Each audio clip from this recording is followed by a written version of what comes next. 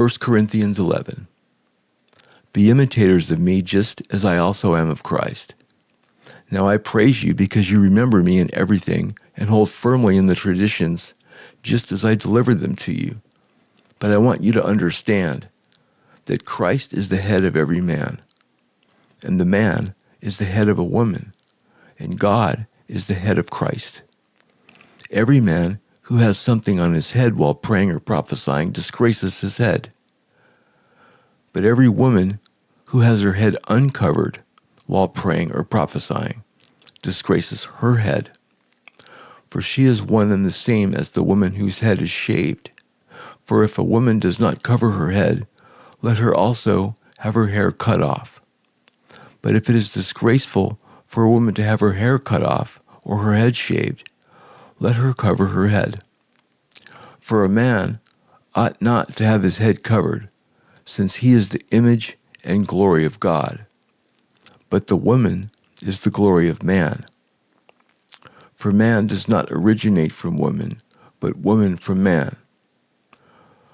For indeed, man was not created for the woman's sake, but woman for the man's sake.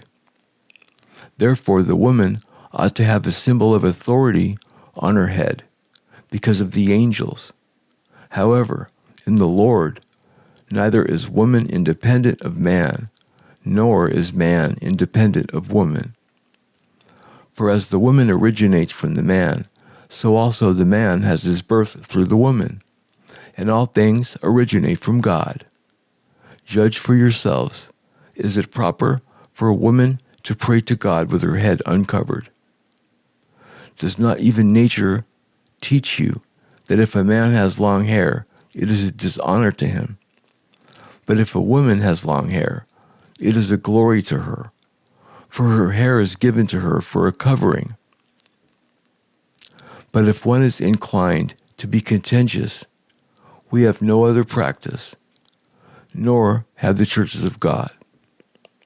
But in giving this instruction, I do not praise you, because you come together not for the better, but for the worse.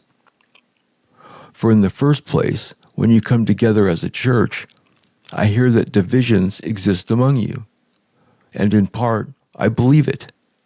For there must also be factions among you, so that those who are approved may become evident among you. Therefore, when you meet together, it is not to eat the Lord's Supper. For in your eating, each one takes his own supper first, and one is hungry, and another is drunk. What? Do you not have houses in which to eat and drink? Or do you despise the church of God and shame those who have nothing? What shall I say to you? Shall I praise you? In this, I will not praise you. For I received from the Lord that which I also delivered to you, that the Lord Jesus, in the night in which he was betrayed, took bread, and when he had given thanks, he broke it and said, "This is my body, which is for you. Do this in remembrance of me." In the same way, he took the cup also after supper, saying, "This cup is the new covenant in my blood. Do this as often as you drink it in remembrance of me. For as often as you eat this bread and drink this cup, you proclaim the Lord's death until he comes. Therefore, whoever eats the bread or drinks the cup of the Lord in an unworthy manner shall be guilty of the body and of the blood of the Lord. But a man must examine himself, and in so doing, he is to eat of the bread and drink of the cup.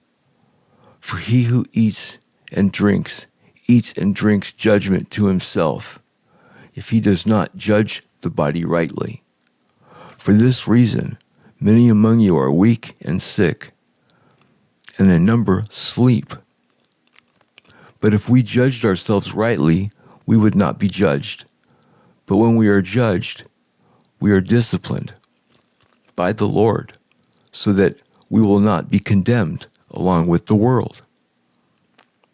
So then, my brethren, When you come together to eat, wait for one another. If anyone is hungry, let him eat at home, so that you will not come together for judgment. The remaining matters I will arrange when I come.